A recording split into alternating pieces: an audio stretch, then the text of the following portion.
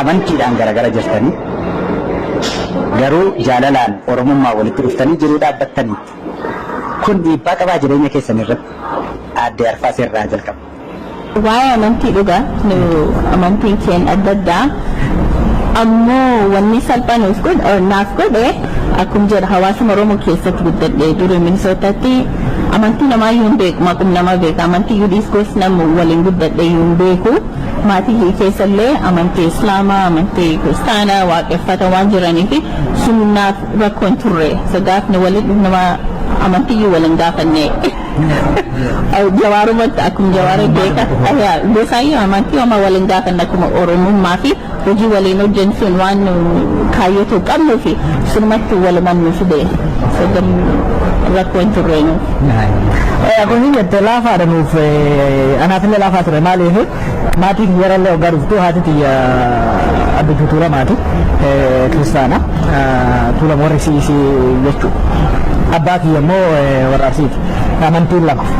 san qofallee osoo hin taane agartee manguddoonni abboonni jaraa walitti isaan fuusisanillee seenaa duuba jira wal jidduutti jaalala uumuuf wal jidduutti naannoo sanitti waliin jiraachuudhaaf waan godhan jechuu hangafoonni jaalalaanii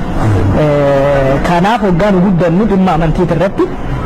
garaagarummaa sanillee akka beeknu garaagarummaa sanillee akka galanyu hojii hojjetan waan amma yaada dhugaafan ijoollee fakkeenyaa yoo namni du'e yookiin yoo cili jiraate gara kun soddaa walitti dhufa yoo walitti dhufa manguddoon lamaan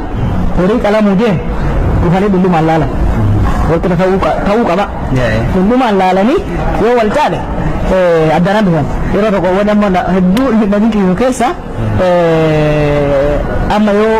gama warra kiristaanaa kana itti taate warra islaamaa dhufu xiqqaa ta'uu danda'a lakkoofsaan warra kiristaanaa gara lakkoofsa akkasiin kama lakkoofsaan wal qixxaa kana wal caalu kana tokko re'ee qaltee tokko sangaa qaluu kana dandeessu kana sangama ajaa'iba akkama wal qixxaatti dhufa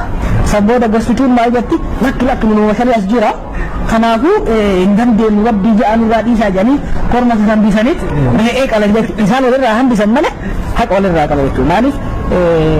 amantii keessatti yeroo sanirraa wanni an baradhu ammallee wanni nu jiraachisu maali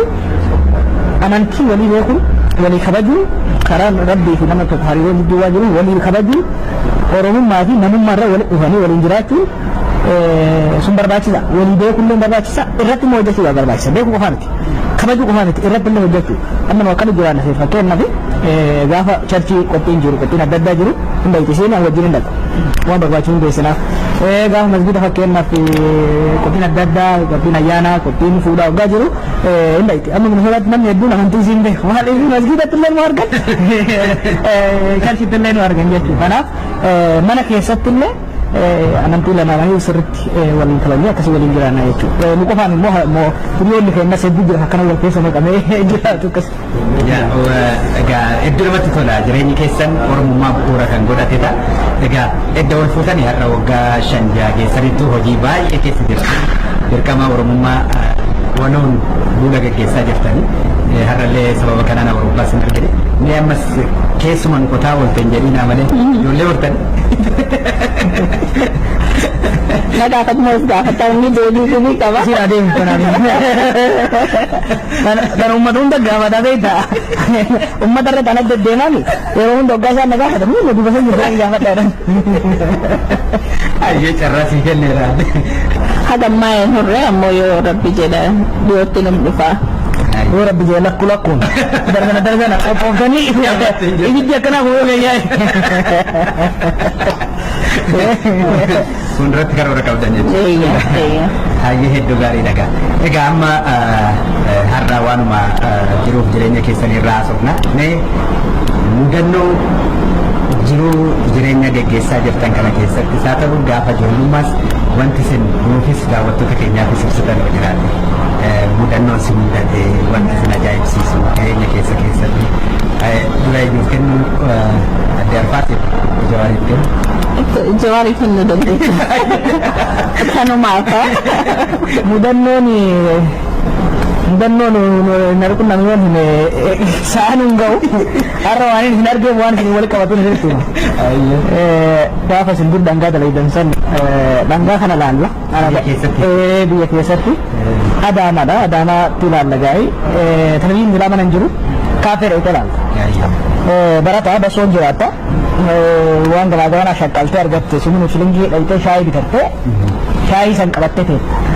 seerri jiru maali shaayiin sun humnaan hin kaata haga dhangaan sa'aat akkaas hin dhumutti shaayiin san qabattee taa'uu qabda san qofaa miti namni bartuu waan seeraa qabatu dhangaa dura dhufuu qabda amma yeroo hundaa akkasii jiraannu gaafa tokko shaayii qabattee osoo akkanatti san wal dhaabaa falaalu jiru dhangaa jechuudha qophii dhangaa qophii dhangaa ta'e laalu jiru tiisiin yoo shaayii keessa intalli shaayii qabdeessitu tiisiin akkiseen jettee na jala ganna ite amma shaayii gara na yaadu keessaa ganna iteemi waan guddadhuun hin qabu ka'ee deeme amma odoo guba dhuma neggan eenyu abaara makiyyan abaaramoo achi keessa isanii abaaramoo intala dhuftee dhiiraa gantee abaaramoo Gani sun argu wani na da ciye dan na jaye me saka da wani ya wajibin kabata ga ya wajibin kabata kana ye ega me